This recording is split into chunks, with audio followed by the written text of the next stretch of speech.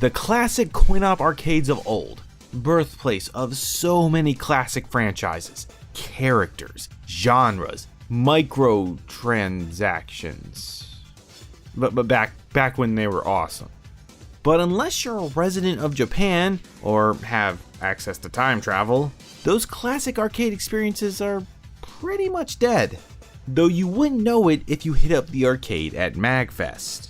From light gun games to Japanese imports, to NES cabinets, and really most of the classics you'd expect, they're all there.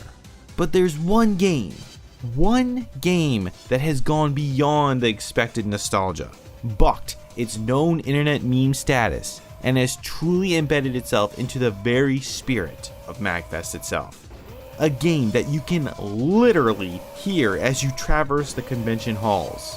One game that unites all gamers in attendance in one epic voice.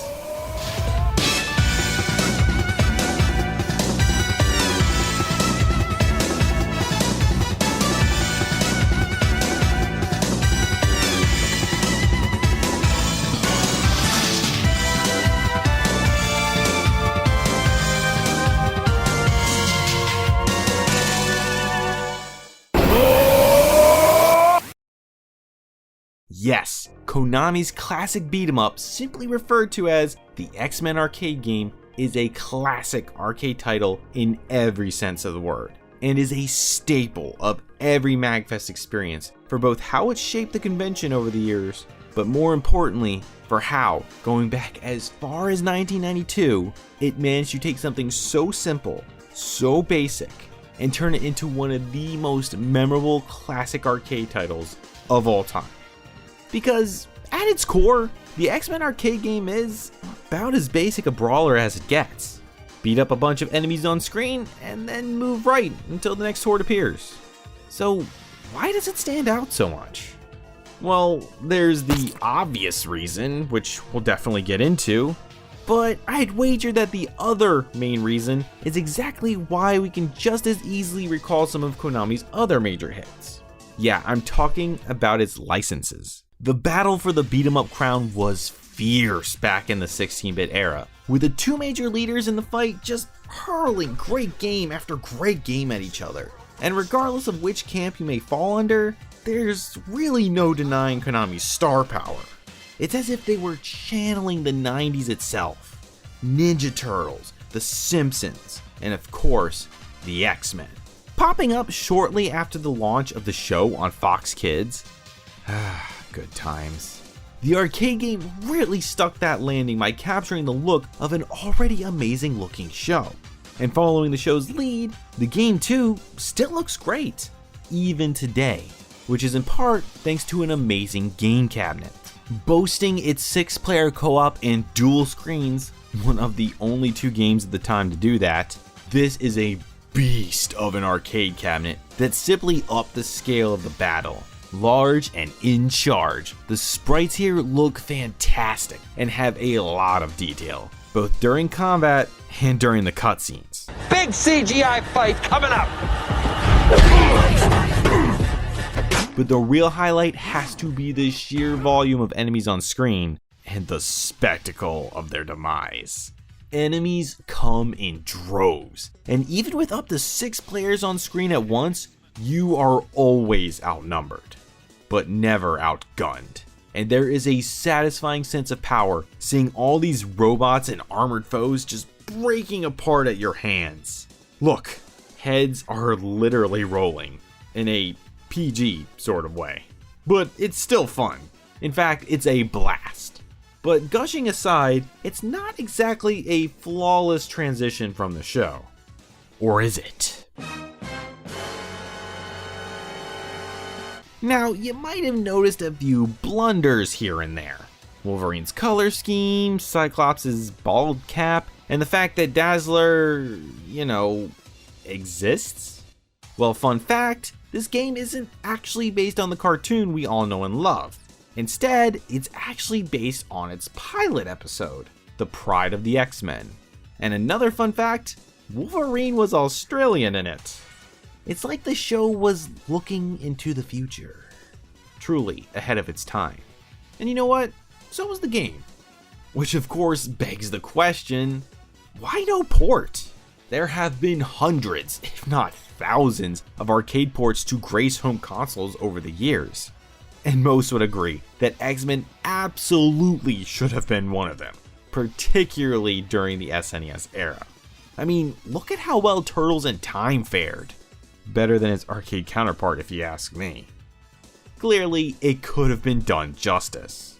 But hey, at least our patience finally paid off when a nearly direct port finally dropped on Xbox Arcade and PSN.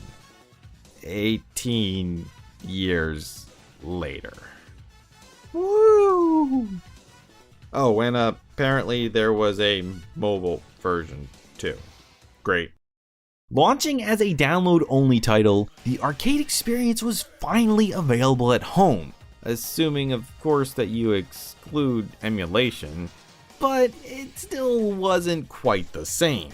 There are some notable differences here that do alter the experience, that go beyond just eliminating that odd rubbing up against a bunch of strangers as you pour all of your lunch money into a machine 25 cents at a time. For you see, now you could listen to those same strangers online.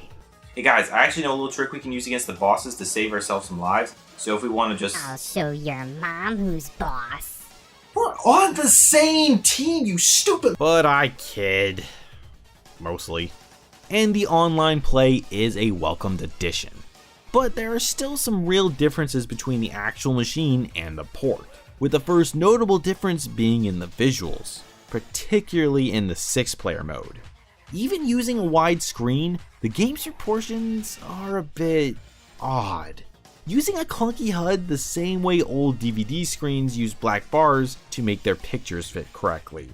Though you can still somewhat turn the HUD off, it's a little weird. Also, the port offers up a smoothing option if that's what you want, but otherwise, the graphics are still pretty solid. Where the real diversion starts to come into play is in the audio, but not the music half. Both games feature what is really a pretty lackluster soundtrack. I mean, it's not bad, but it fails to live up to the hype. Though the nice part about the port is that you can actually hear it. Yeah, good luck trying to hear the music at an actual arcade! And it would be a travesty if you could not hear the dialogue in this game, if not for solely the meme. Magneto! Welcome to die! Learn now! Magneto's dialogue is just poetry in motion. It brings a tear to my eye. You are nothing! Of X-Chicken, you are dead! And as mentioned before, the COLOSSAL ROAR has become a Magfest tradition for any con-goer deciding to power up. And you know, it's something special when the con itself starts making merch around it. Or better yet, when the hotel that hosts it starts making cease and desist signs. Yeah, good luck with that. Now, as mentioned before, one of the major drawbacks to really any arcade machine is that there are times when you have to get right up on there with your ears to the speaker if you want to hear that sweet, sweet X-Chicken goodness. And obviously, the home ports don't have this issue. But due to the sheer stupidity that is licensing rights in video games, the voice actors have been changed, with Xavier and Magneto actually having the same voice actor. Alas, that was Mystique, not Magneto. Magneto is in another place. Go, X-Men! I am Magneto, Master of Magnet! Just who the hell do you think I am? Though I have to give major props to them for not fixing the dialogue. Yeah, these devs knew their audience. Plus, now you can hear these glorious quips crystal clear through your own speakers. X-Men, welcome to die! Now, I don't claim to know how arcade machines manage to get so beaten up, but I totally do. So good luck finding a cabinet that isn't broken in some way. But that being said, the human and mutant contribution aside, the controls in Xmen Arcade are tight and responsive. Though for those of you who haven't had the joyous experience of playing on an arcade cabinet since childhood, let me just say that they aren't as spacious as you might remember. Also, anyone stuck playing on the ends? I'm sorry. But even weird viewing angles aside, the port doesn't get a completely one-sided win here either.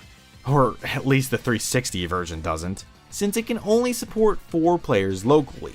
And again, the phone port is a thing that happened, apparently.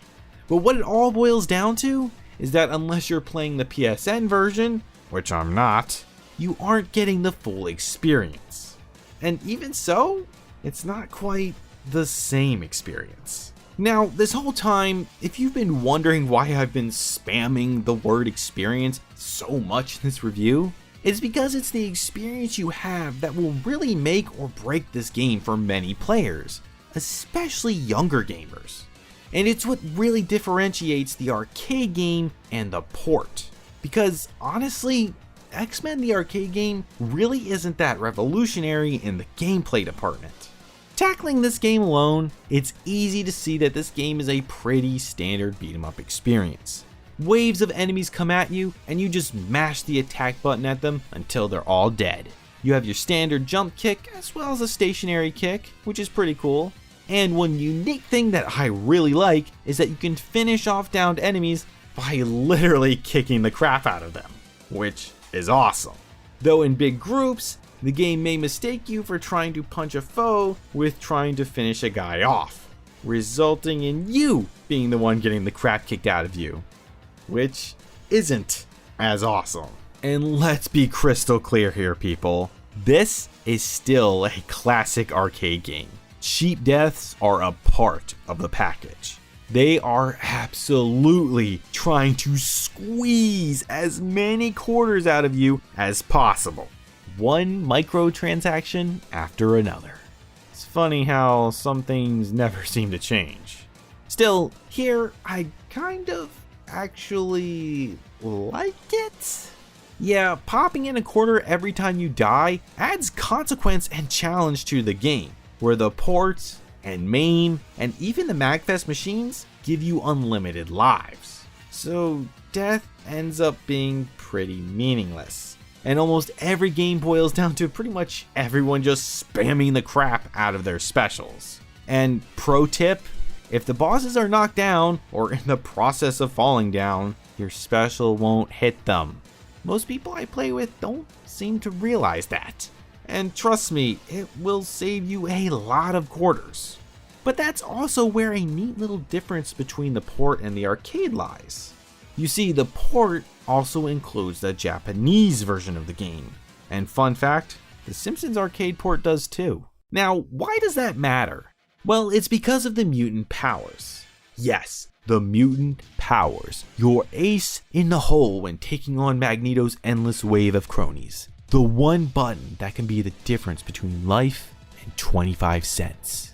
And is also one of the main aspects that makes each character feel unique. But it comes at a price.